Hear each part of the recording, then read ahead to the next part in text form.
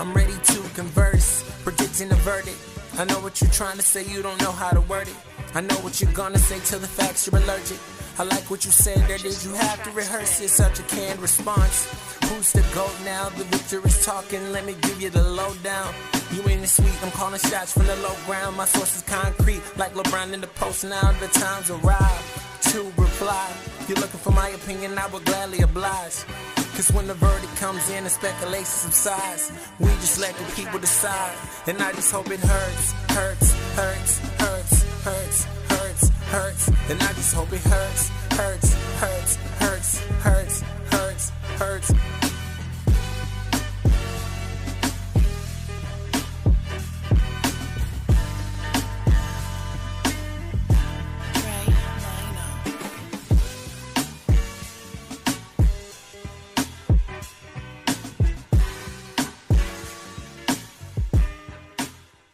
What's going on with you, man? Man, another day, another dollar, trying to get this hustle in, try to make moves. We ain't making no moves. Need to make a move to the weight room, dog. Do some running and walking. Yeah, I know I'm gonna lose more weight than you in the next. No, you're not. No, you're not. Yes, I am. No, you're not. I know. I'm gonna look. Lose 40 pounds. I'm so real with it. I'm doing full blown sprints to the gym. Yeah. I ain't even gonna drive. You know what? I'm not even gonna touch on that because I had something for you, but I ain't gonna put you out there like that. There's got to be some type of limit to this show, man. Some type of limits. Hey, full blown sprints to the gym. That's the goal, man. It's only like a mile to the gym. I could do that. I don't know if ain't it still wintertime there? Hey. Still wintertime, right? No comment. It don't even matter, you know. No, I look outside. I see the sun, birds chirping. It's 70 degrees today. Hey, you know, we got a cool little brisk 50 going on, you know. Hey, that's a heat wave for y'all. Heat wave. Hell yeah, no question. But man, let's go ahead and dive right in, man. You know, it's March Madness finally here. This is probably anybody that watch college basketball. It's the favorite time of year because, you know, March Madness is the perfect name for it. It's just craziness. You see all the upsets, teams popping up out of nowhere you ain't never heard of, you know, all kind of stuff going down. This is where a lot of these coaches that coach some of these little known programs, this is where they make their money. Where you see when this tournament come and they get a little known program in there and they do well, all of a sudden you have the big schools come knocking. So, you know, it's exciting time in college basketball, man. Real quick, before we dive into our brackets and stuff, I just want to know, man, who you got any sleepers in this year's bracket? Florida State. Florida State. I got Florida State is my sleeper team that can make it to the Final Four. Really? Why you think? Yeah. What you like about it? What I like is the bracket that they're in. I don't believe in Gonzaga come tournament time. And I like their matchups, man. And they're so long and tall. Like, honestly, their toughest matchup would be against Michigan. Yeah. If they can get past Michigan, I mean, that's Final Four. I don't see these other matchups that they have. Like, I'm picking Florida State to win these games, man. I don't see Murray State beating them, Marquette. You know, none of these squads. I think they're in a perfect position to make a run this year, and I feel like they'll beat Gonzaga. Yeah, man. That whole the region they're in, man. I was looking at it and I was like, because I like Florida State, man. I'm not sure if they can beat Michigan. Like for some reason, I'm rolling. You know, I like Michigan tough this year. You know, like they really still. But I do like Florida State a lot. I think it's gonna be a good game. I think that game comes down to the wire overall. So I like that. I like that pick. The crazy thing for me is this the first year where I couldn't really find any true sleepers. You know, like I was looking at some of these teams. I think anybody who beats some of the teams I expect to win is gonna be a true surprise to me. Like it ain't too many teams that I'm seeing this year that's just about to come out of nowhere and be like, where I look at them and be like, okay, they possibly can. You know, I'm looking at them like they play good enough defense or something like that. Like Virginia last year, that defense was so good. They was giving everybody fits. You know, like I don't really see a team coming out of the blue like that this year. So I'm I not. give you another one. What's up? Ole Miss. And Really? the reason why I stopped you right here is because you started talking about Virginia. I don't believe in Virginia for nothing.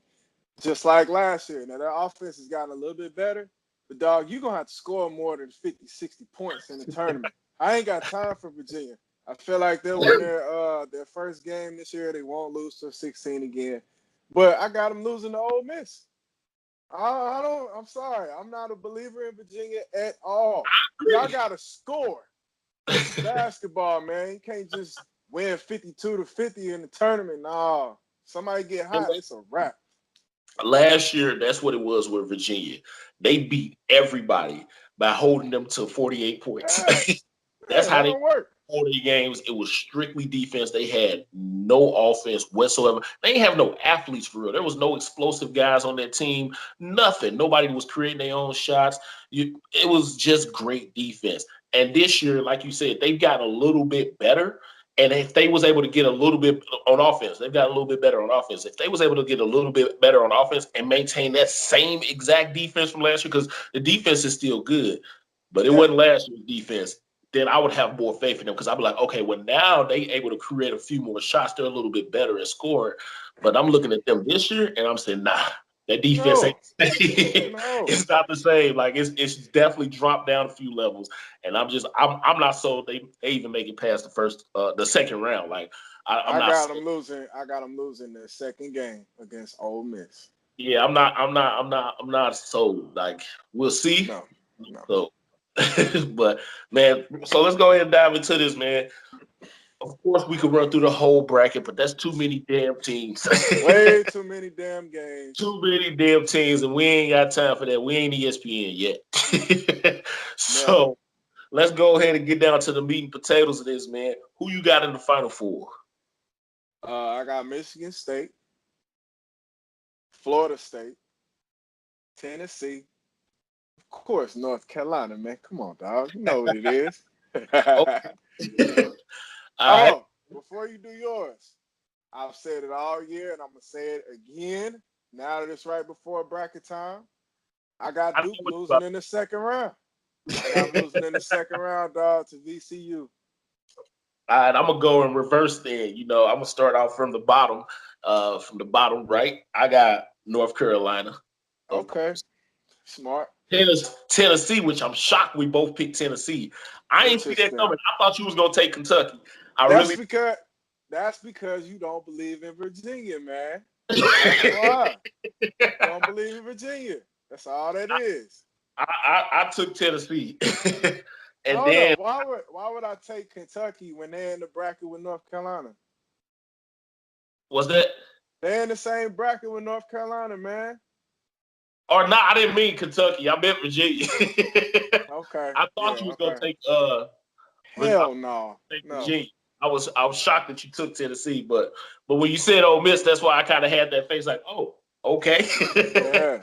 But yeah, okay, I got you. This is all good. But yeah, I'm taking North Carolina, Tennessee, and then I got Michigan. I got Michigan going to the Final Four, man. I respect the Florida State one. You know, I don't see Gonzaga making it. Gonzaga, I don't understand this Gonzaga hype. Like, I really don't understand all of it. I think they overrated. I think they're the most overrated team this year. That's how I feel. You know, I don't good, man. They are really good. They are good, but I just don't see them being championship good. You know what I mean? Like, I don't see them being Final Four good. You know, I really think that if they get into the Elite Eight, they barely get in, and I don't believe they win if they do get in. You know, like I think that's their peak. You know, they're a good team, and good teams make it to the Elite Eight, but you got to be able to, you know, be special when you need to be special to keep moving. And I just don't see nothing special about them. I don't think that they're an over the top, crazy good team ball or nothing like that. It's just there is no team like that. But yeah, they're solid. You know, that's all I do with them. So yeah, I'm taking Michigan. I think Michigan is probably the best team this year. That's what I've been thinking all year. Just overall teams, I think that they are the best this year as far as Michigan.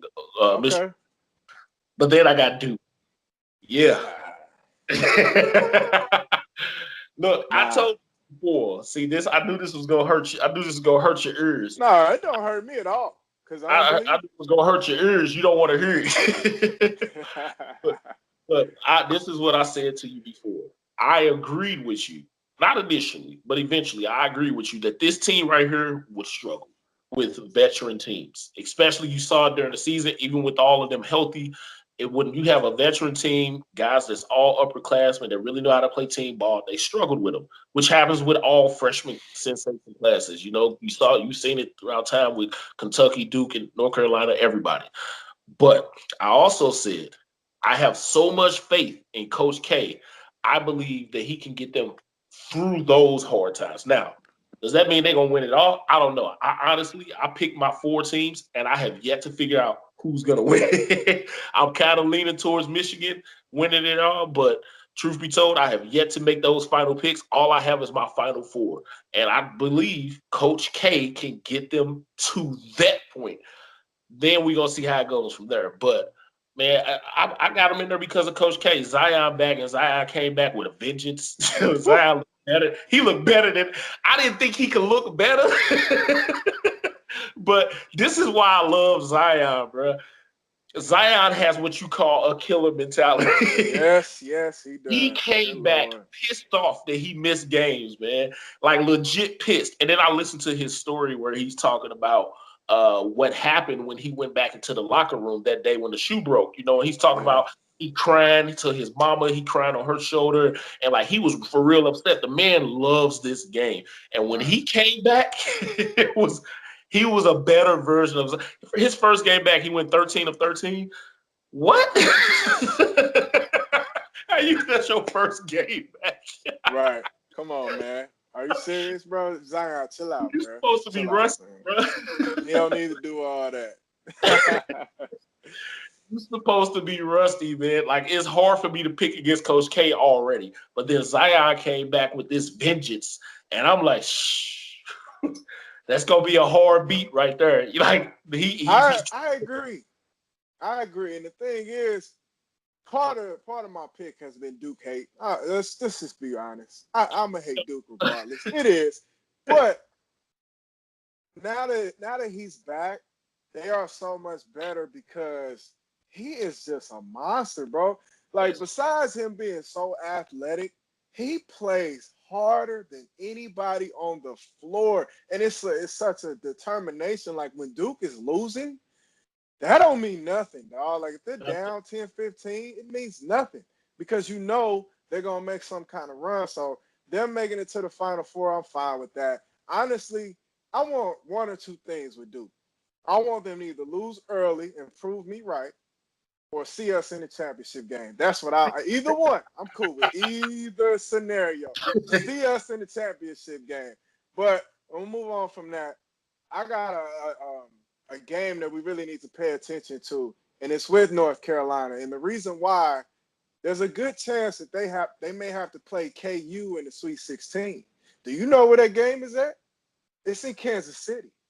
That is beyond the home game for Kansas. So I'm warning North Carolina now. That's a good pick. Y'all need to be careful and really come to play. If you have to play KU in Kansas City, that game is going to be beyond Kansas fans in there, man. So those 2 scenarios, and then the other thing was with Florida State, man. I'm really looking forward to seeing them play against Gonzaga. I think that is just a perfect matchup. I got Florida State winning.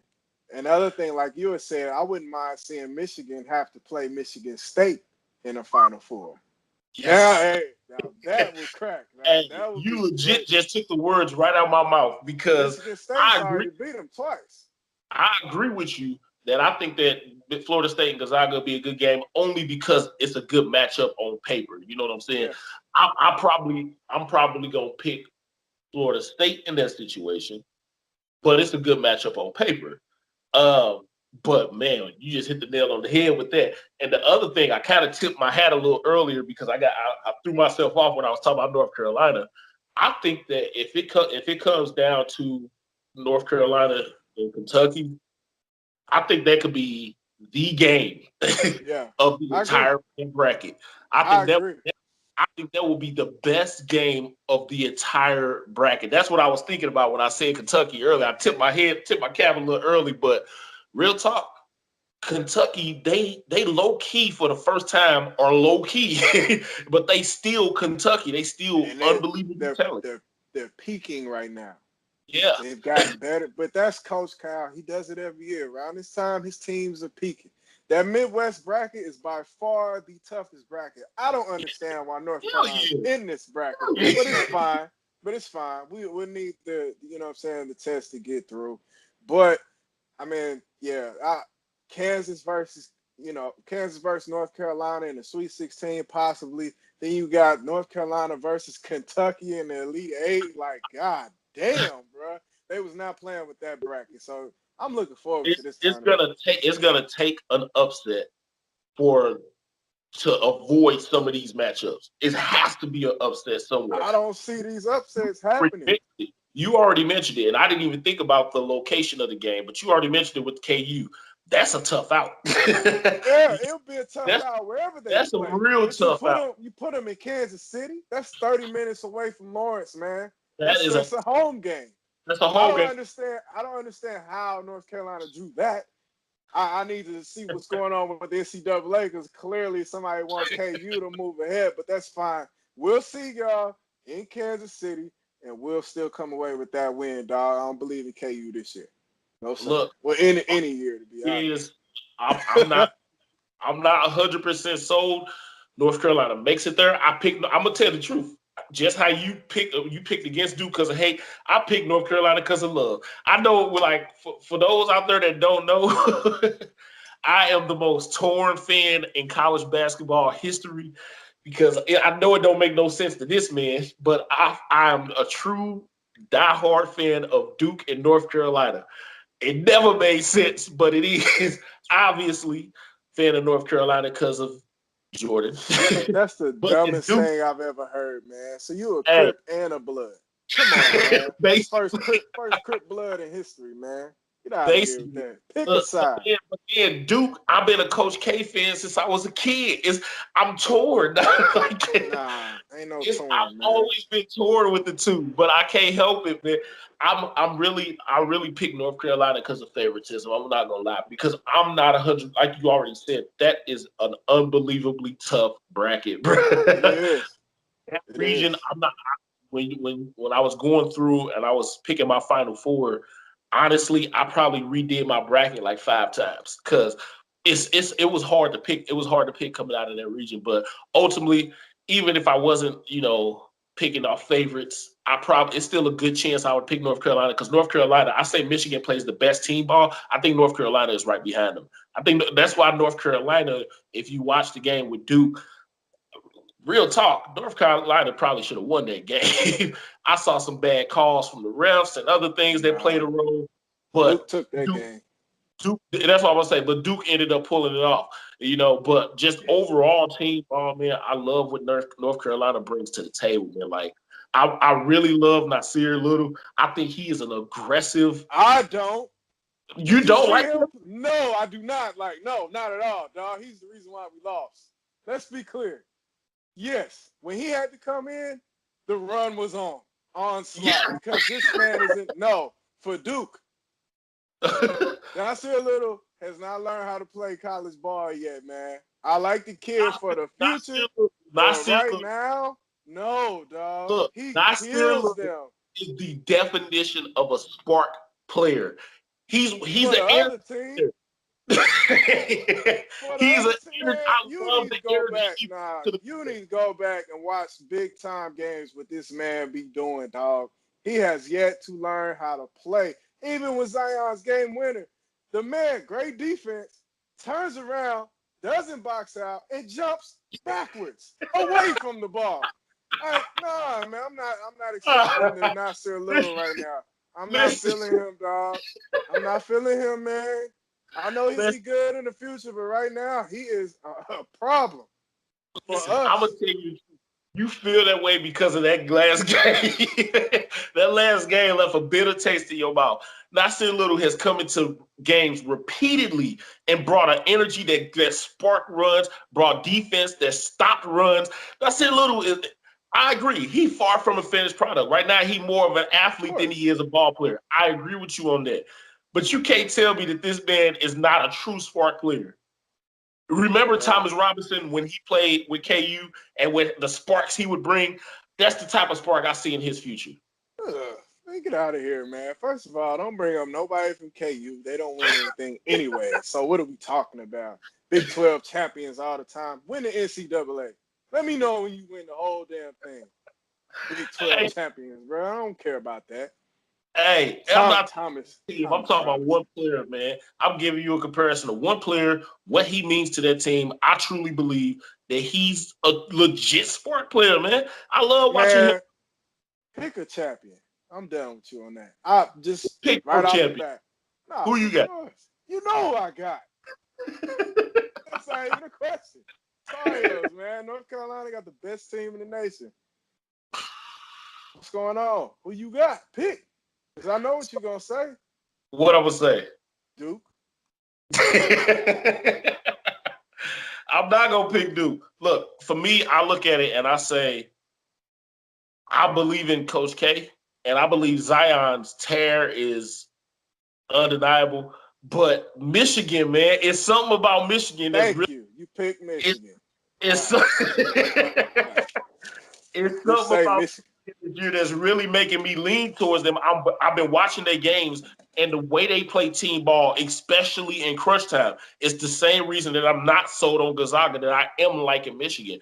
What I said about Gonzaga, I don't really see them taking over games. They don't really click like the way that I don't see no spark. I don't see nothing special about them in crunch time. I see that in Michigan. You know, I see when the game on the line, you see key defensive stops. You see great plays get drew up. And then you just see guys step up. It's not necessarily one guy, but you see multiple guys stepping up in key situations regularly, whether it's making the right pass, big shot, big steal, big dunk, something. They always seem to put together the key play. So all I'm gonna say is tell that to Michigan State. Real quick before I make this pick,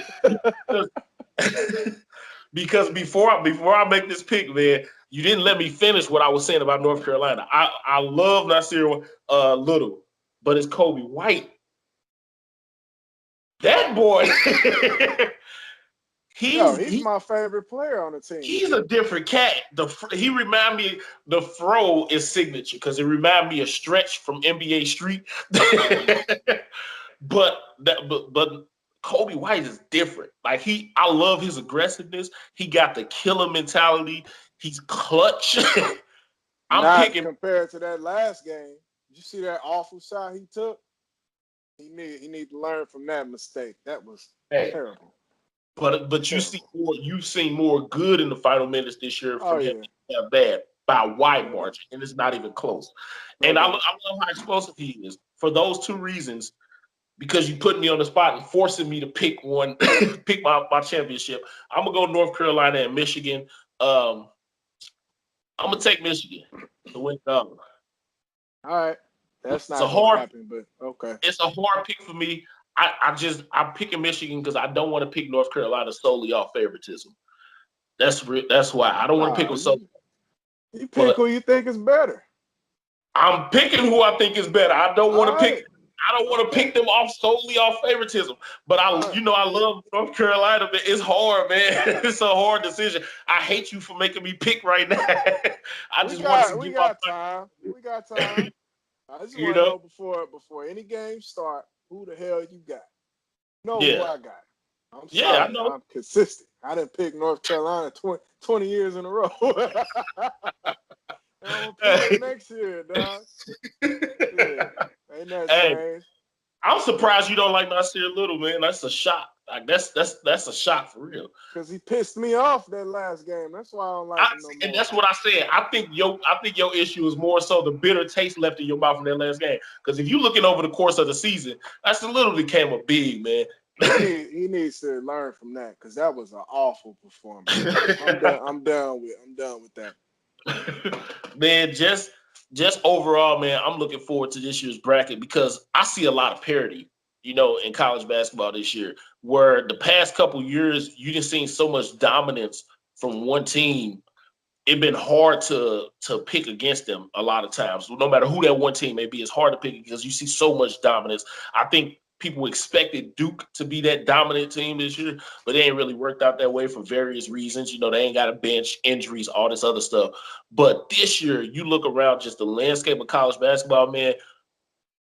I know that anybody could beat anybody because you see Cinderella teams every year. But this year, I mean, anybody could beat anybody. Like, it's a lot of parity. So overall, man, definitely looking forward to it. But let's jump subjects, man. It's something else I'm looking forward to. I'm looking forward to figuring out what the hell is going to happen with these Lakers. I know it's LeBron. I know you tired of talking about him. So tired of talking about him, man. It's almost impossible to avoid a LeBron discussion because you forcing this subject. I'm tired of LeBron, man. It's always something happening, man. So now you got GMs taking shots at him. Yeah.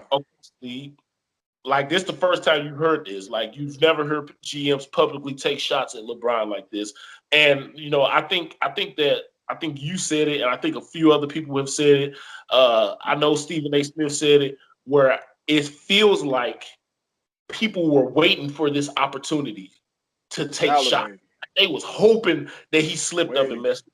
And when it happened, it was like, now is the time. And people were saying what they felt for a long time. They finally put it all out there. You can't talk bad about somebody when they win it, because what does it mean, But now that it's not happening, these things are all coming out. So now they're talking about LeBron possibly being traded. And Jeannie Buss got a huge issue with, Rich Paul letting the trade stuff come out and all this other stuff, which I understand. I really understand, especially when you see what it did to that team. This is why you don't let stuff leak because of what it can do to your locker room, I understand her feeling the way she feels, but what's most interesting to me is not just Jeannie Buss, but it's the other GMs around the league. Because if you are to trade him now and GMs are letting it be known how they feel, yeah, they'll take him because he's LeBron. But they ain't giving up the house for him. They're not gonna try to trade everybody like LeBron was trying to get the Lakers to do with AD. So my question to you is, does LeBron make it another year in LA? First, before I answer that question, let me touch on the GM situation. These people have been salivating, waiting, like in the dark, like, you know what I'm saying? You can't even see him because they have been waiting on him to slip just a little bit. And now you hear all these comments that nobody's putting their name on it. And I'm telling you, dog, they don't want to put their name on it because there may be a day for the last 10 years where they could get LeBron. And now that his career is about to end, they getting a little cocky with it. My thing to y'all that got stuff to say negative about him, man, put your name on it, dog. I'm tired of that. I'm tired of, you know what I'm saying? Like, put your name on it, man. You got something to say about him. Put your name on it. But besides that, these people they like to have control. And what LeBron has done over his career, regardless of what we say, he has given the control to the players. The players decide where they want to play. Yes. I love that part about it. I just want the players to keep in mind that they want to be competitive. Like, don't go and join a 73-win team when you're a top 2 player in the league. They don't need you, dog. We're probably going to get to the finals without you anyway. Hey, that was a shot fired. Of course, it's a shot. It's always a shot. Nobody, like, what he did, dog, I don't want to see that from free agents. I want to see them go to where they want to go, but still want to beat other people. Right. But as far as the question goes of whether or not he'll be a Laker by next year's trade deadline, I don't know. Shit, I have no idea. And the reason why, it depends on what they get this offseason, because most of their team is on 1-year deals. Rajon will be gone, Lance Stevenson will be gone. Yeah. Everybody except for the young core. So if they can get one of the free agents And looking at this list, I'm gonna just give you this list, man. And Kyrie, these are notable free agents. Kyrie, Kemba Walker, Paul Millsap, Kevin Durant, Klay Thompson, Boogie, DeAndre Jordan, Jimmy Butler, Kawhi Leonard. Who of that list do you believe is going to be a Laker? To me, his best bet is getting Kyrie and maybe DeAndre I don't even Jordan. think it's Kyrie. That's what I'm saying. So I think his best bet is Kemba. That's the absolute best. I could see that. That's the and only. And the thing is, this is another question. I don't believe that that's gonna work. I really don't, because I don't think Mike Mike not a gonna shooter. No, Mike ain't got that. Michael Jordan's a horrible GM. He's trash. I love you, Mike, but he's garbage. He is, but I don't. Man, Kemba go. I'm just talking about Bron and Kemba playing together. I don't think that's gonna work anyways. But if they don't get anybody, then you telling me he's got to come back with the same young core that clearly, okay, Rich Paul don't want, LeBron still wants him. Rich Paul doesn't want him. Magic doesn't want him. Is that what we're saying? We're saying that they're going to get in the gym and get better and work together as a team and stay together? No. To me, it's very simple. If they don't get a free agent this summer, he's gone. Yeah. They have to get rid of him because you're just wasting time. Like, you're wasting these young players. You know what I'm saying? So mine is contingent upon what happens this summer and really trade deadline once the season starts. If it ain't no trade for a free agent by then, he's gone. He got to be gone. I mean, for me, isn't it crazy that you even can have this discussion about a LeBron James? Like, if you was to go back 10 years ago, never in a million years would you think that you would have this discussion, you know? But here we are. And it just blows my mind that it's a real legit discussion, because I don't see a single free agent that would come there, because people don't like playing with LeBron unless they're his friends. If you look at the history of LeBron's track record, big name free agents don't come to him other than his closest friends, not just guys he's cool with. KD and him are friends. KD already made it known, I don't want to play with him. But they're friends, but he's not his closest friend. You see what I'm saying? Like, it's his closest friends that really want to mess with him like that. Other guys be like, nah, I'm good. Like, they don't want to play with LeBron. And to me, like, that's very telling, especially with this free agency coming up, with the big names that's going to come out. I don't see anybody going there. I know a lot of people were talking about maybe Klay Thompson, and I don't see any way Klay Thompson leaves Golden State. I just don't see it. I believe Golden State give him max. I believe they're gonna pay him. I think Draymond's gone, so it's easy. Obviously, Kevin Durant won't be back. I'm not even so Boogie goes there. I think there's a good chance Boogie finds his way back with Golden State. You know, like, I don't see any way any of these big name guys goes there. Kawhi definitely ain't gonna play with LeBron. No. He'll go to the Clippers before he go to the Lakers. He'll go to the Suns before he goes to the Lakers. No. Too far. Look, I don't see anywhere in hell Kawhi plays with LeBron, man.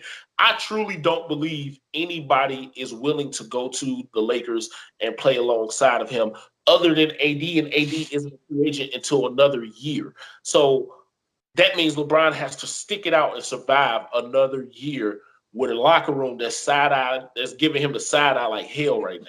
You know, I don't believe – I think I agree with you, like, unless you can figure out some way to convince someone there or pull off some unbelievable trade, which who the hell are you going to trade for? You know, like, who you about to trade for?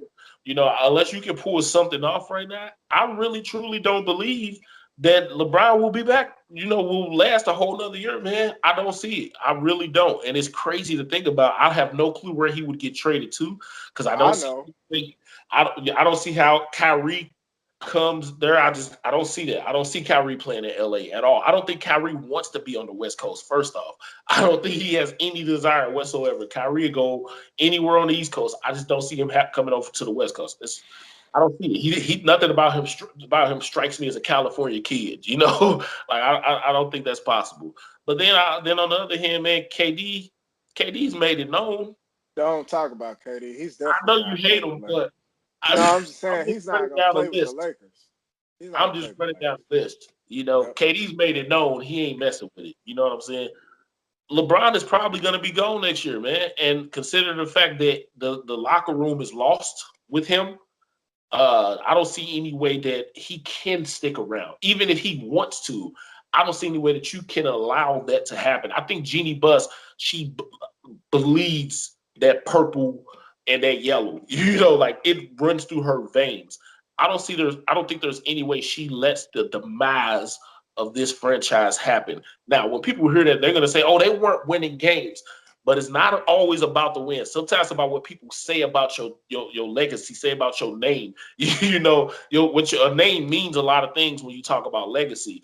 And if people were looking at this saying this ain't the Laker way, that bothers her, man. Like, that truly bothers her. And people, you got all these reports coming out left and right talking about LeBron. He not there for the team and all this other stuff. And you see him on the bench distancing himself regularly, and he knows people are saying it because it's not the first time it's been said. So you know he's heard it, but he don't care. He do it again anyway. That speaks volumes. Like don't that speaks volumes, don't it? Like that tells you something right there. Like, because if this was the first time it happened, and that means that he hadn't heard it yet. That's one thing. But this has been happening for months now, where he literally distances himself from the team. You saw Rajon do it. Rajon sat in the Fed seat. Yeah, that's even worse. That's even worse. Rajon That Rondo, locker room is what broken right the hell? now. That whole Yeah. locker room is broken, man. And I don't think it can be fixed without W's. It's not something that can be fixed. Oh no. It It, definitely can't be fixed without winning, man. You it can't can't fix that. be without W's, man. And because of that, and because LeBron, basically checks out if he ain't got what he want, he check out like forget it. If that's the mentality he has, and the young players don't even want to play with him, there's no way they can win. And I don't think Jeannie Buss is going to allow that. Even if they're a 35 win team, they're going to win those 35 with respect. Yeah. It's very simple. Man. I don't see LeBron coming back, man, at I all. tell you this though, man. And I told you off air, like if there's one team that will go and get him and give up the house for him, it's the Rockets. The Yeah. Houston Rockets. And if they do, to me, that's a guaranteed championship. I'm sorry. We can talk about Brown all we want, man. Yeah. If you put him with Chris Paul and James Harden, that is a perfect situation for him because he could just do what he really want to do anyways, and that's just fill up all the damn stats, like and just get all the rebounds, assists, run the floor, let James take over the scoring load when it's tight, or Chris can do it. And, he just can do his thing, and Chris Paul is one of his best friends, so I could see Houston giving up. Even they give up Capella, they give up everybody on that damn roster to go and get Brown. Especially next year when the Warriors are going to be broken up. That's championship. Let me ask you this, and tell me if I'm going too far with this. But before you tell me if I am or not, I want you to hear my logic behind why I asked this question. Do you think that LeBron and KD have more in common than people think as far as leadership goes? Because the thing with KD is KD was never the king, so the pressure of being forced into being the man was never there. He never had to be that, because it didn't come with everything that came with being LeBron. LeBron was a sensation at 15, 16 years old, and people have been dawning him the next Jordan and all this other stuff for a long time. That's a lot of pressure. So it's like he's forced to have to try to live up to those standards and try to be that, but he don't really want to. Because I'm wondering, does he actually have a mentality that's closer to KD, where KD came out and said, "I like playing in Golden State because I ain't the man. That's Steph. He can do that." Like he don't, he don't want it. You know what I'm saying? Like he don't want it. And I only say that because I listen to him talk so often, and people think that I be nitpicking when I say this. But if you listen to him and you see what comes after what he says, it don't seem genuine, because he like kind of what he was talking about camaraderie, and you was like, how you gonna talk about camaraderie and turn them? You see what I'm saying? He does those things all the time. It's like he says things just to have a quote, but he don't necessarily abide by them. Kind of like he was like, it's been activated, and his level of play didn't go up not a notch. You know what I'm saying? Like I wonder and this is just me speculating, but I wonder, is he closer to the mentality of KD than he is what people want of those legendary mentalities? What you think on that? Yeah, part of Bron's problem is that he's constantly being compared to, some of the greatest leaders ever with straight killer mentality that would do anything to win. And then if you want to compare him to a KD mentality, KD don't care about leadership. You know what I'm saying? Like, no matter, and the thing is, my problem with him is that no matter the situation, he's never gonna like make sure his team wins. And that's Yeah, what pisses you off about Kevin Durant, because it's like, oh, he's just gonna chill. Like, no matter what the situation is, he gonna stay in his comfort zone and just chill through the game and do what he does because he's 7'1". He can handle the rock, so he can score easily. But if you needed him to step up and do other things out of the ordinary and will the team to a win, you got the wrong dude, dog. That's not him, man. So, but as far as Bron being closer to KD, I would say no. I'm not gonna say that because I've seen LeBron will a team. I've seen yeah, him lead in his. and I know that. It's in his resume that he has Yeah, taken teams to the finals and he makes sure they win. I've seen him lock in on defense. I've seen him do all this stuff. It's just recently, to me, the last 2 years, his leadership has went from at least a good leader to where he's not the top leader, yeah, but he was still a good one. And now last year it got bad. Remember how it was around the he trade got deadline? real He was bad he last was year. moping around for an entire month. And that's why he Yes, didn't win MVP, because of that 1 month that he didn't do anything. He wasn't playing yeah, hard. And this season has just been awful. So I can't say he's closer to KD because he's had so many years of being at least a really good leader. To yeah, me, KD is just, he don't want no part. He don't care if they and win, that's what I mean. fine, nothing. Like, so no, I wouldn't say he's closer to KD's mentality. That his mentality is next level, not giving a damn. And that's what I meant. I didn't necessarily mean that's what he's been. I just meant, do you think that there's a possibility that's what he Yeah. wants? He want all that extra pressure. He don't want to have to take the last shot. That's why he passes. Does he want that now? No, he Yeah, does not. That's why yeah, I said him in Houston would be perfect because yeah. And he that's can what's go smart. off he can go off into the sunset and just be Got who his he shooting. really and be who he really wants to be deep down, and which is just an all around basketball player. Yeah, We try to force him to be that's what I'm saying. something that he's not. He's just not this killer. It's just not And that's him, and we have to accept that. And like I said, him in Houston is who he would truly wanted to yeah. be his entire career. But he's so talented, he's so good. He's tried to be something that he's not, and he's came through on some occasions, and he's failed us in other occasions. So And that's fine. It's perfectly fine to fail. That's the part about it that I don't think people understand. My big thing with LeBron, and for those who don't know, I was the biggest LeBron fan. Like, Shy can vouch for this. I was the biggest LeBron fan. What changed this was the mentality he displays today. I saw a glimpse of it for the first time, and it tell completely him when. Tell him when, because I remember. 2010. Okay. The game where Delonte West blasted his mama. Come on, man. We ain't doing that on this show, dog. We ain't Whatever. doing that. You don't tell him when. What I saw him come out there and do, I saw him completely melt down. And I'm going to give you a perfect example of why that was hard for me to accept. I was just watching the interview with Phil Jackson and Michael Jordan. I know you saw it as well, where they're talking about Michael Jordan and how many games he had played over the past year and all this stuff. And he had his third child, his daughter was getting ready to be born. And he said on air, he said, I hope the game is a home game. Michael Jordan was saying this. So that way I can go see my daughter or my kid after the game. I hope it's a girl, but I'm not going to miss a game for it. Like, Michael Jordan's mentality was, I won't even miss a game for my child's birth. His dad died. Oh well, I'm about to go ball. Like that was his mentality. I give you another example, another sport. Brett Favre. his dad died 4 hours before Monday night game. He went out, probably had the best game of his career. There's certain players in sports where when things go wrong, it motivates them to play harder almost. And I like what you just said. Like, I think there's an expectation for when you're great, you expect great players to have that mentality. And that LeBron was the first time that I really, really, truly was a fan of a great athlete for whatever sport.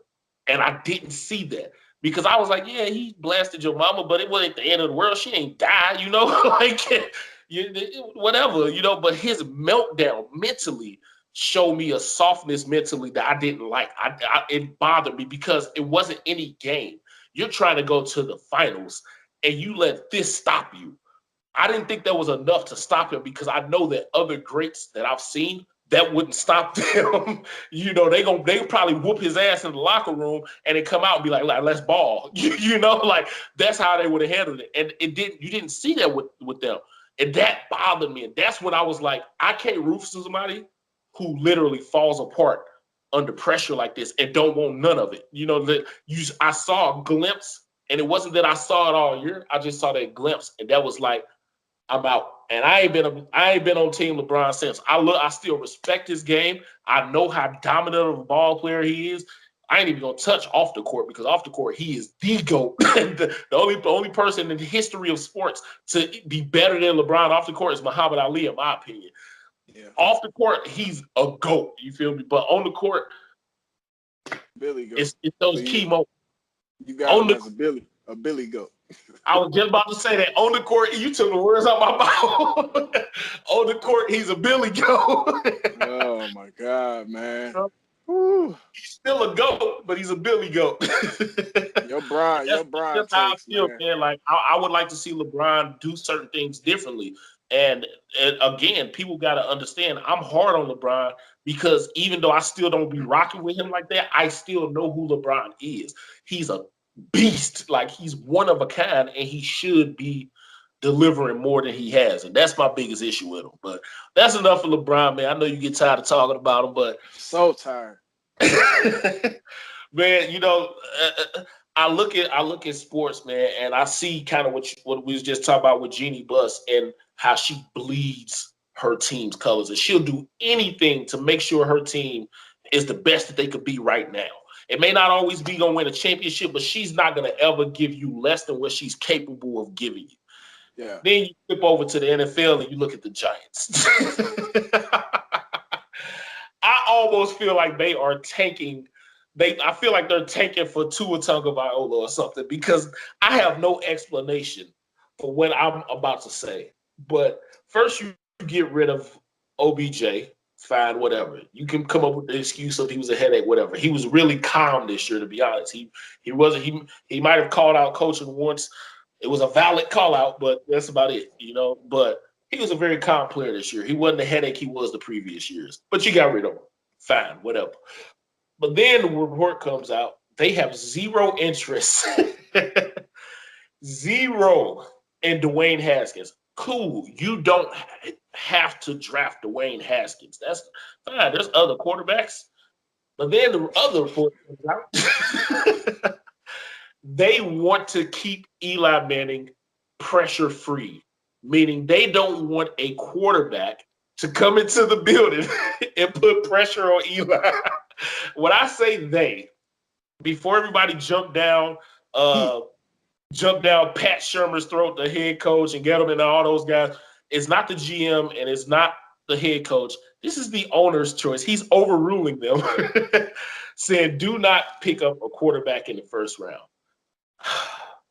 I got a lot of this. You go ahead and you jump in, man.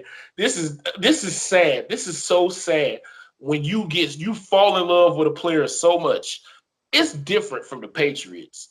Yeah, everybody know Bill Belichick was like Jimmy G. That's my heir apparent and all that stuff. And then, Robert Kraft stepped in and was like, nah, we got Tom. Tom was still Tom. You can do that with him. You didn't have Tom. You had an Eli.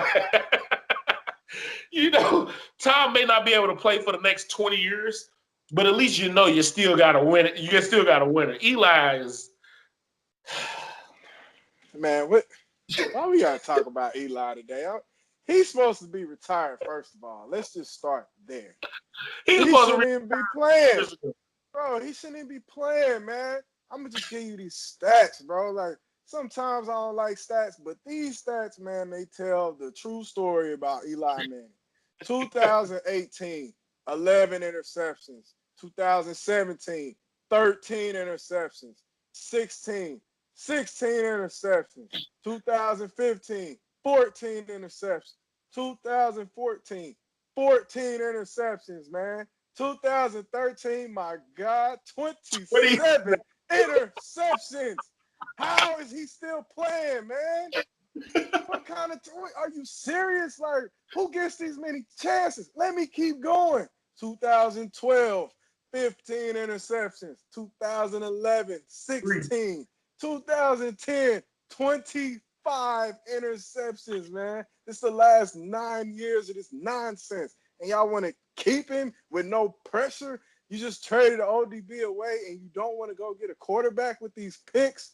What are you doing, New York? Like, the Giants, man, they throwing in the towel all because they love Eli and what he did a long time ago in beating the Patriots and scoring 17 points to beat the Patriots, bro. You won that because of your D-line. Your D-line won that game, man. Eli, in them 2 Super Bowls, Eli made 2 great passes. One was down the corner to, I forgot Mario Manningham. Mario Manningham. Beautiful throw. Perfect throw. The other one was the game winner. Better catch, whatever. He put it on a dime. Yeah, he got to did. put it on a dime first. All he did with the catch was catch home run. I'm not taking away from that throw. It's the other throw I'm taking away from. But that throw was perfect. But the catch was wild. Right. David Tyree made the other great play. And then Plaxico Burress, that one. Plaxico basically made the play. But other than that, what has Eli really done for the Giants, man? And you know what? If we want to talk about these interceptions, let's talk about the team record. Last year, 5-11. 2017, 3-13. 11-5 in 2016. Okay, now we talking. That's nice. Year before, 6-10. Year before that, 6-10. 2013, 7-9. This dude is horrible, man. Great quarterbacks don't consistently lose and lose and lose no matter what. They don't. They win. They at least give you 9 games. Like, even I talk about Ben Roethlisberger, but at least I know he's going to give me 9 to 10 wins. At least I know that. And you were talking about you want to keep Eli? For what? I told you, man, last year when they took his ass out of the starting lineup was the best thing that happened with the Giants because it was time to move on. I don't care that you were this great person. We're not keeping your starting streak alive. Man, fuck that. Get up out of here, dog. I'm tired of Eli Manning. Like, why is he still there? And now they want to keep him there longer? Get out of here. I'm done with the Giants, man. Trash. Hey, look, man. You took a lot of the words out of my mouth. I'm going to keep it 100 with you all the way, bro. I look at Eli Manning, and I look at that draft class, that 2004 draft class, and I look at those other 2 quarterbacks, Ben Roethlisberger and my man, Phillip Rivers. I say, obviously, you know, he has 2 Super Bowls, so does Ben. But I say that he is the least successful of those 3. I don't give a damn about the Super Bowls because he wasn't the key cog. You know what I mean? Like you just said, 17 points. It ain't like he went in there and balled out. The catch, that damn catch, the helmet catch, it was luck. It wasn't great quarterback play. He broke out the sack. Kudos to him. I give him credit for that. But if you bet 100 on that, the guy that had him by the jersey got pulled down and tackled by the tackle. It should have been a holding. He got pulled off of him.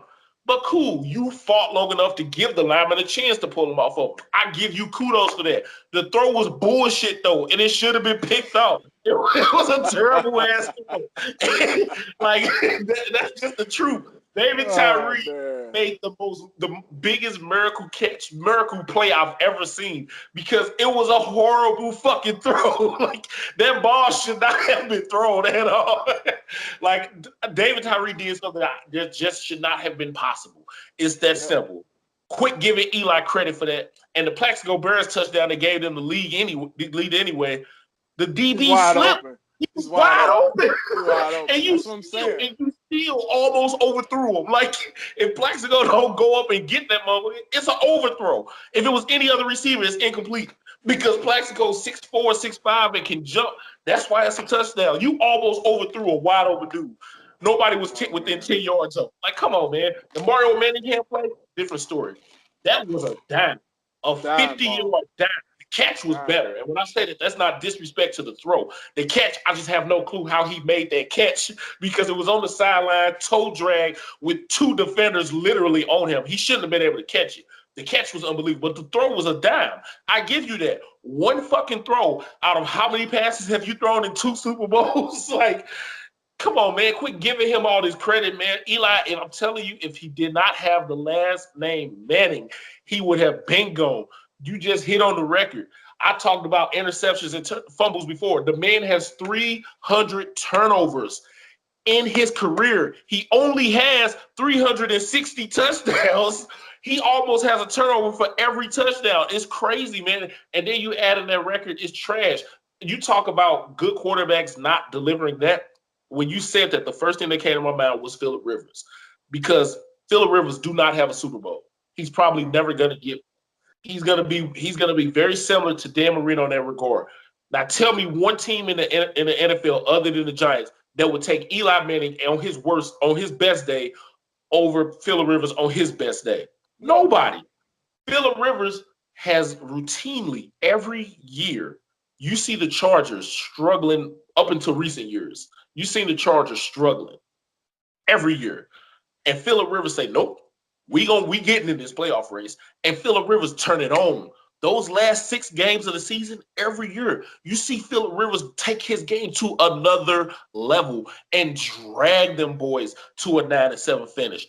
Every single year into this past year, where Anthony Lynn came and really elevated the overall team. Until that happened, it was pure Phillip Rivers dragging them, man. Like, that's what I mean about when Phillip Rivers and Ben Roethlisberger are easily head and shoulders above Eli. Fuck them rings, man. You can't base everything off rings, man. Like, and I say, you can't base everything off rings. What else are you doing? How are you impacting getting those rings? The rings matter more when you're a huge impact on achieving them. He's just riding other players' coattails, man. Like, he rolled the D-line twice, 2 Super Bowls in a row. They had a D-line that they called a race car. That meant that they was putting, or NASCAR is what they called it. That meant they was putting all speed. It was 4 DNs on the line. And they was just blasting past the offensive line, man, killing Tom Brady.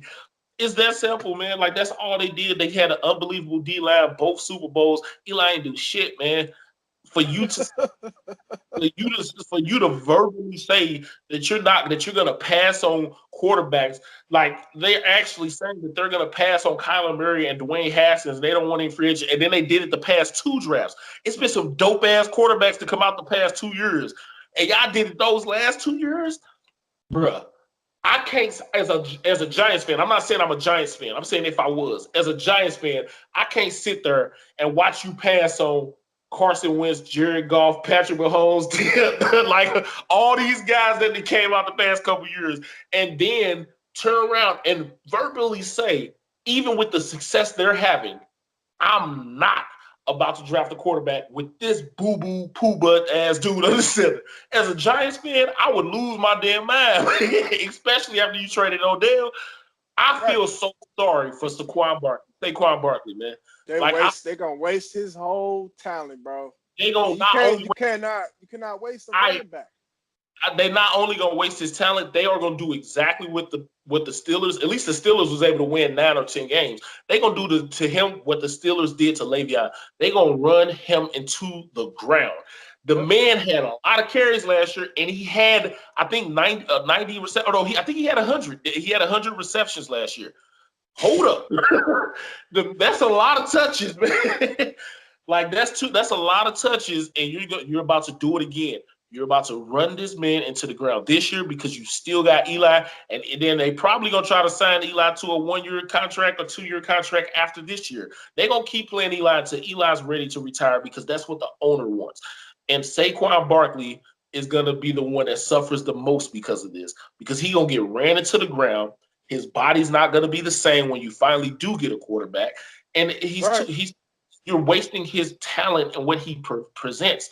The worst thing they did at first was getting rid of Odell because, like I said, he about to see stacked boxes he ain't never seen before. But now you telling me you're going to keep Eli? The Giants are trash, man. It's next level awful, man. I don't understand it. I don't get it at all. It's favoritism at the highest level, dog. That's what it favoritism, man. Like, there's no way in hell you can convince me that Eli Manning should be your plan for the future. I don't care who you got. I don't care. I can't get on board with that, man. Eli ain't never been good to me. I've always said Eli is the most overrated quarterback in the NFL. Even if you put him in Cleveland right now with those guys, nobody would be talking about them trying to make it to the Super Bowl. I wouldn't even pick them to win a division. I'm sorry. No, I would not. Absolutely. I don't believe Sean McVay or Andy Reid could help him. Nope. Eli's straight trash. Like, he's trash. At his absolute best, Eli was a top 15 quarterback. That's what he was at his absolute best. Man. Eli, man, I don't want to talk about Eli no more. He's man. Case Keenum. He's worse than Case Keenum, dog. He's terrible, man. Worse. It's terrible. Well, man, you know what? I was gonna dive into something else, but I really want to talk about this. We talking about these franchises making terrible decisions, man. It's been some horrible franchises throughout sports, and you've seen teams go through droughts unlike anything else. So for our top 3 today, we got the top 3 teams to experience purgatory for at least 10 years. At least 10 years, man. At least 10 years. It could be longer, man. So who you got for your top 3 teams, man? It's so many of them, man. I got honorable mentions, dog. First off, I'm living in Charlotte right now, so the fucking Charlotte Hornets. Oh my God, bro.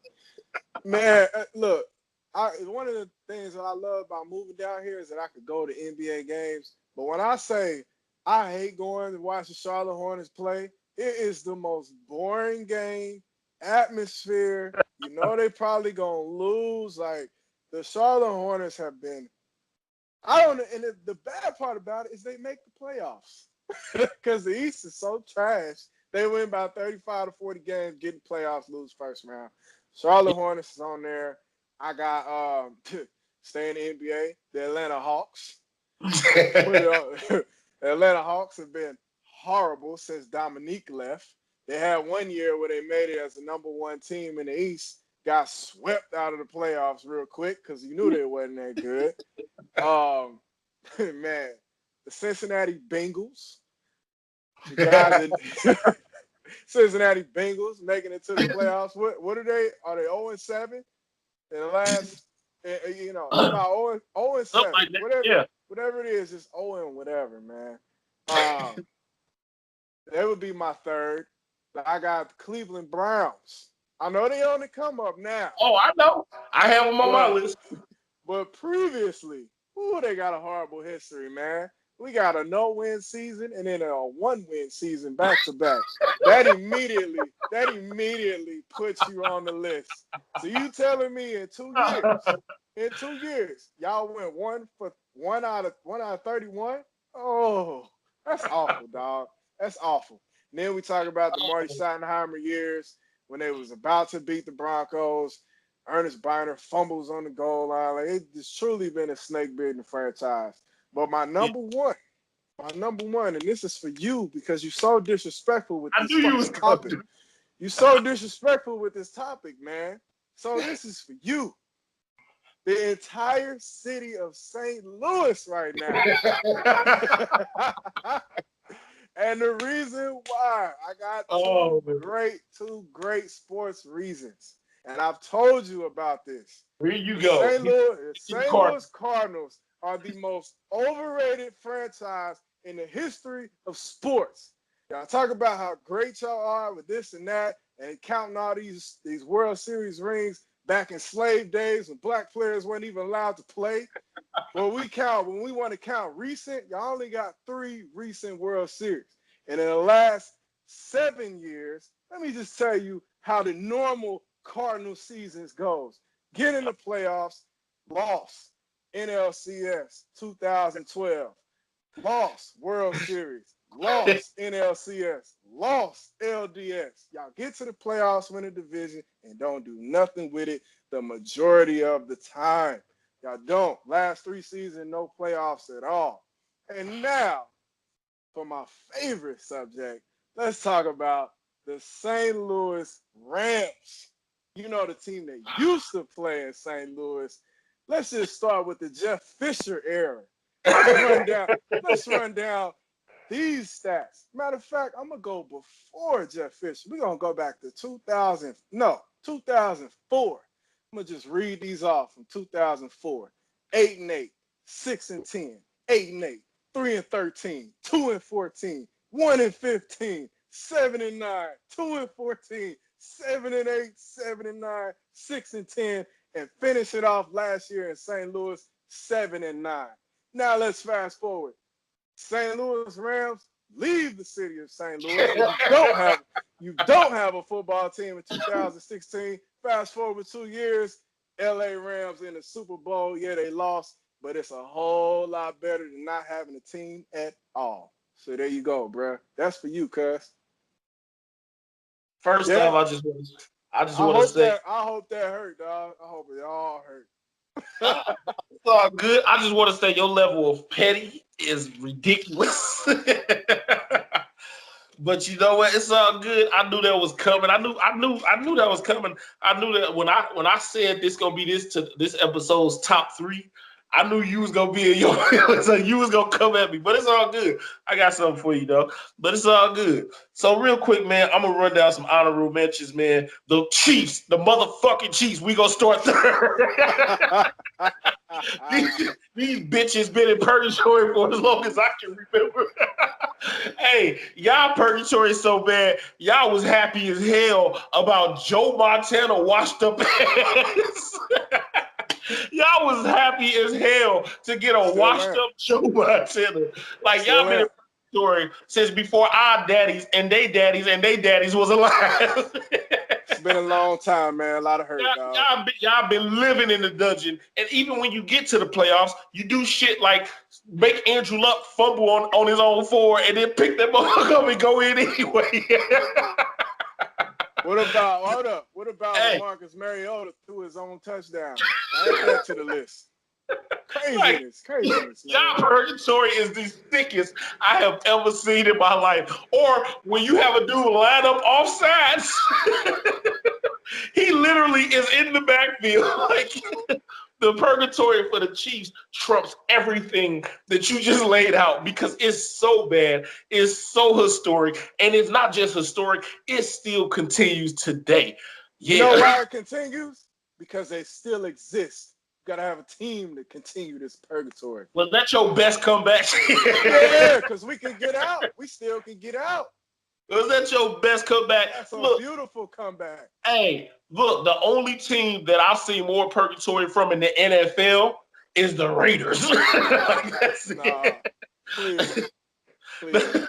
No, the Raiders. They got 3 rings, bro.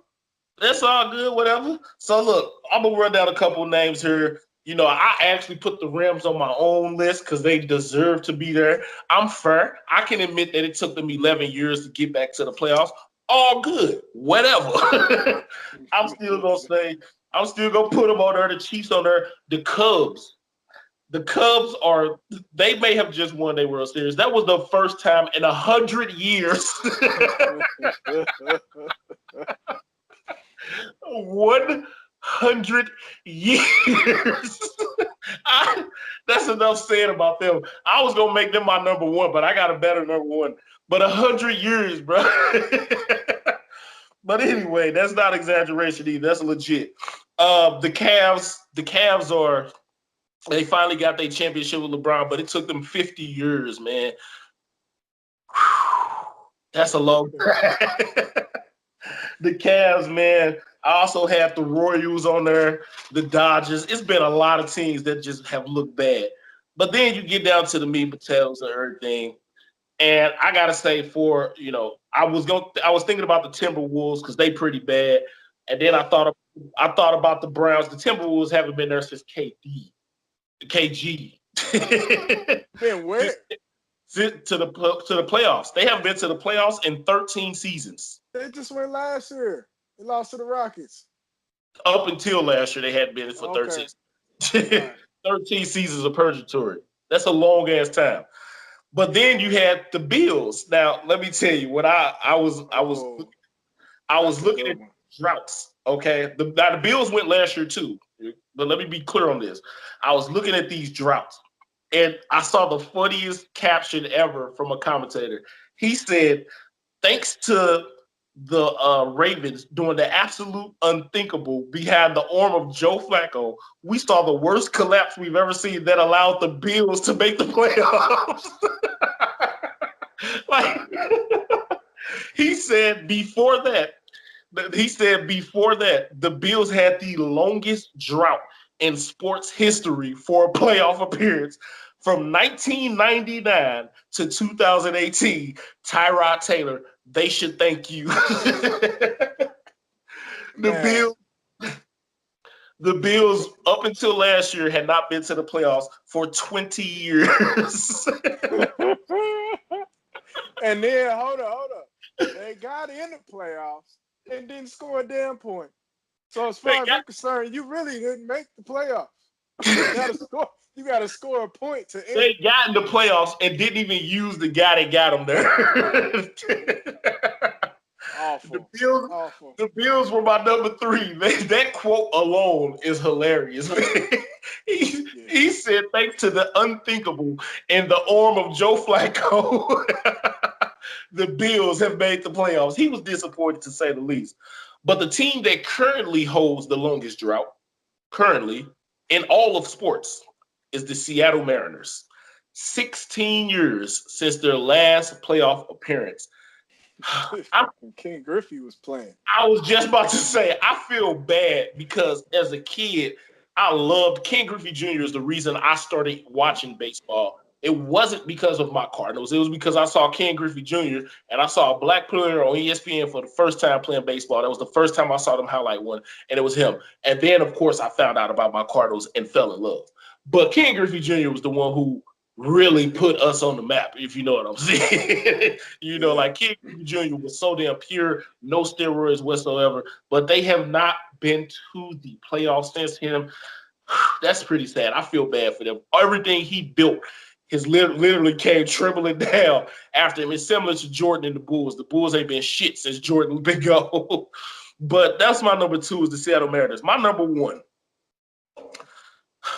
to the most annoying, dumbest, craziest, pathetic, hopeful, wishful, crybaby ass fans ever, the Cowboys are my number 1. Okay.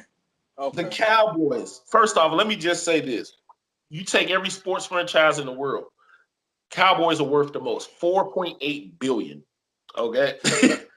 The next 3 are all soccer teams in Europe.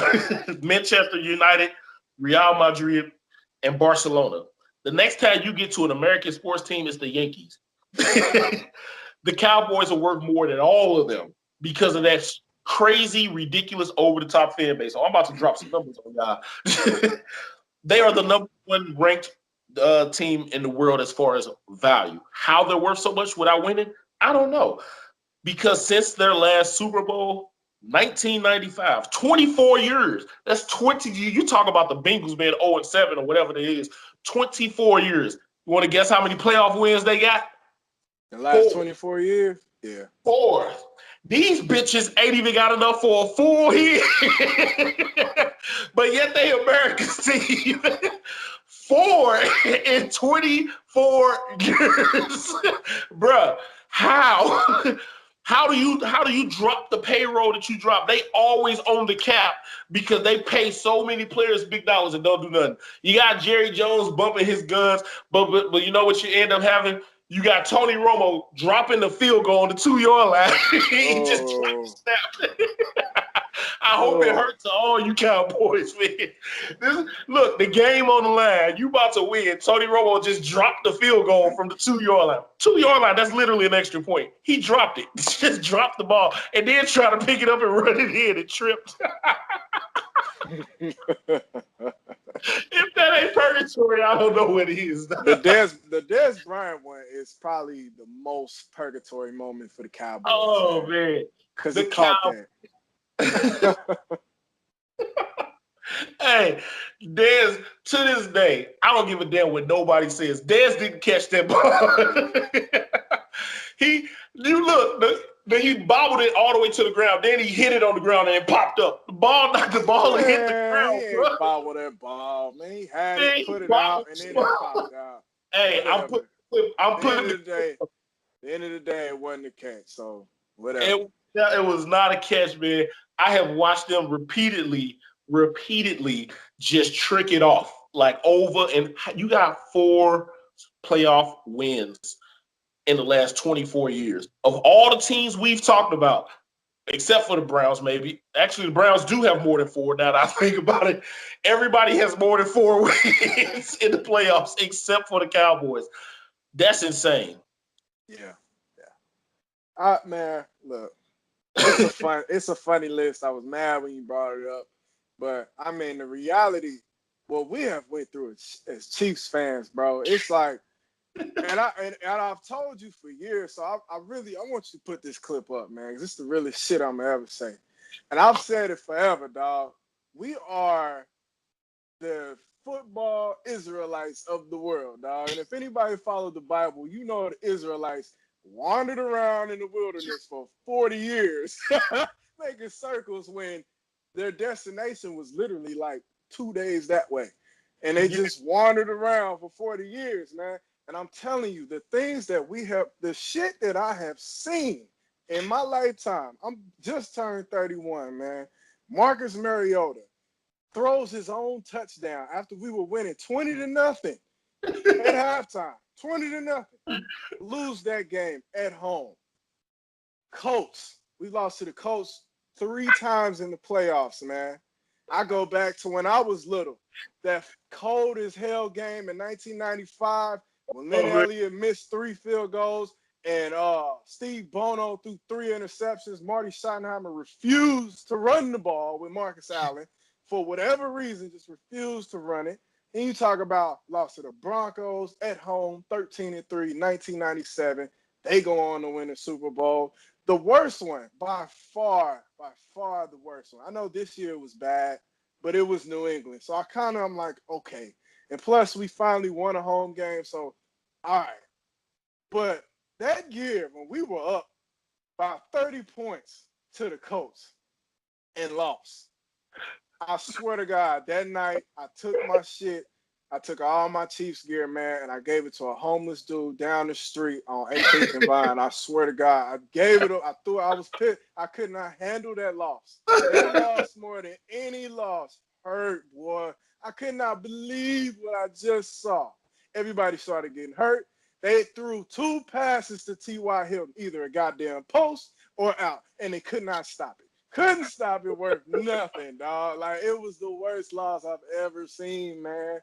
We are the true Israelites of football. And the only reason I'm saying that is because now with Mahomes, I feel like he's our Moses, man. Or Isaac, however you want to put it, dog. He gonna get us to the promised land. I believe in this dude. And I'm telling you, man, it has been hard for Chiefs fans, bro. And even this year, let's just talk about this year. If D Ford does not start up offsides, we in the Super Bowl. He lines up offside. And we win the Super Bowl. Bro, whatever.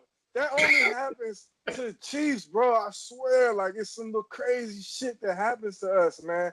And whether or not we win or whatever happens, we always come back even stronger, talking about we're gonna win the Super Bowl this year. And now look, this year, this fool Tyreek Hill might be out for the entire season. Just when you feel like you about to get the Super Bowl, your best player might be out for the season. I just want to say this. You know, as we don't know. We was gonna talk about it, but we're gonna wait. You know, we don't know what the future holds with Tyreek Hill because it's a lot of stuff, it's a lot of moving pieces. There's still a lot of investigating going on. But let me just say this: if Tyreek Hill misses any games, this season is already over. I don't care if he only misses. No. If Tyreek Hill misses any games, this season is over. No, I don't believe that. And if he comes back, even if he misses 8 games, I could see the Chiefs going 4-4 and still be in the playoff hunt. All they gotta do is get in the playoffs and be playing better defense, and then we can see what happens. But until then, I mean, the allegations, bro, it doesn't sound good. We don't have facts. I really don't want to talk about it right now until we know what's going on. But it doesn't look good for him, especially considering his history. Like he's not going to get the benefit of the doubt. He's not going to get the benefit of the doubt, and this is the same woman. So, hey, all right, we'll see. That's all I can say on Tyreek right now, man. We'll see. Look, I truly believe that if Tyreek Hill misses 8 games, y'all season is over. And the reason I say that is because of the type of player that Patrick Mahomes is. The reason Patrick Mahomes has the success he did is because he wants to sling that ball. I don't know anybody else that y'all got that can do what Tyreek Hill does. And if he don't. That's what I'm saying. Has a guy like that's what I'm saying. And without that, Patrick Mahomes has to be a completely different player. He can't be himself. He can still do all the surprising, like left-handed throws and all that other stuff. But the meat and potatoes of his game is he gonna light your ass up 50 yards downfield. He slings them. That's who he is right now. But I know, right? And he has a way of progression. We expect progression. So without Tyreek, he's gonna be forced to make a huge jump in his progression. And it might be good for him, to be honest. Yeah, it would be good for him. But do you think that's gonna equate to immediate wins like it did last year? I don't, and that's why I say that. That's why I say that. I do, because Andy Reid always starts fast. He tricks everybody for the first 2 months of every year. Every year you see the Chiefs off. Even when we had Alex Smith, our offense looked incredible for the first 2 months. Yeah, so I believe in that. Nah, bro. No, I don't. No way.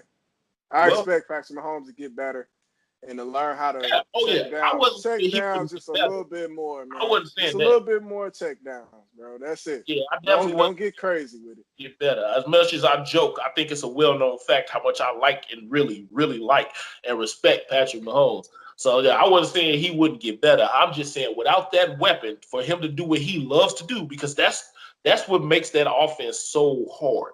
Is the fact that not only you have a guy that can get open downfield like that, when you got a guy that can hit him effortlessly. Like I've never seen a deep ball like this in my life. I can think of many guys that throw that up. I've never seen nobody this accurate 50 yards downfield. I don't know. I'd say Randall Cunningham on the deep ball. Randall Cunningham is another one, but hey, Randall Cunningham is another one. But the reason I say that about Patrick Mahomes is you got probably the fastest guy in the NFL football speed, though. Because I know every time I say that, somebody be like, "What about this 40? And what about that football speed?" When you put the helmet on and you go out there lines on Sunday, ain't nobody faster than Tyreek Hill. And he not only does he never overthrow him, the ball is in stride every damn time. That shit blows me away. Like it's pretty. Like I ain't gonna hate on y'all for that. That's some pretty stuff to look at. I want you to hate, dog. I ain't gonna hate on that. I hate on y'all as a team, but I ain't hating on that. No, I like that. And never pick us again, because you the real reason why we didn't go to the Super Bowl. I wish I had picked against y'all so y'all could make it so we could have won, because we would have whooped y'all ass. But it's all good. No, sir. It's all good. It's all Yes, good. But hey, man, that's all we gonna have for this one, man. We definitely gonna bounce back. Hopefully, in all seriousness, sports aside, I really hope that whatever's happening with Tyreek, it don't fall on him because nobody need that, man. You know, so all jokes aside, I truly do hope that this stuff gets sorted out and that he's clear because he don't really need that on his resume. He's done too many good things, and it's right before payday, man. Like this yeah. man's It's about to just get like it's just cash like out. And you know how I feel about players. I don't care if you a rival or not, whoever you are. I love to see players get paid. And with this particular situation, unlike a lot of guys like a Trey Flowers, he's earned his due. And so I yeah. want to see this guy get paid, you know. So I really hope that whatever this is, that it gets sorted out, ironed out, and that he is clear. The investigation shows he has nothing to do with it, especially considering it's his child involved, man. Nobody wants that. So definitely got the best wishes for his situation, man. But that's all we got for this episode, man. We gonna holler at y'all. We gonna follow up on this bracket because it's about to get good. Right, right. Funny thing is, we probably missed all the games. Yeah, The yeah. bracket is The bracket is frustrating, dog. You can't get Bracket this is shit so right. damn frustrating. Damn. I think it was what year was that? I think I picked Wisconsin or Ohio State or somebody like that. And them fools got knocked out in the first damn game. And I was like, well, that's my bracket because that was my Send me the winner. That was my bracket. bracket the first game. They Hey got man, knocked out what I tell you by like about picking 16 feet. Wisconsin and Indiana, bro? They don't have enough. Yeah. They're not gonna ever win, dog. Don't pick them teams, bro. Yeah. It was I can't remember who I picked. It was either Wisconsin or Ohio State. One of them got knocked out. I try to block it out my memory, but yeah. That was the first time in like 10 years I picked against either Duke or North Carolina. and I saw what happened. So Hey, only thing I gotta say before we get out of here is let's go Tar Heels, baby. hey, you see, I ain't gonna die. I ain't going against that. So Sir. all right, that's all we got. We out. Peace. All right, bro.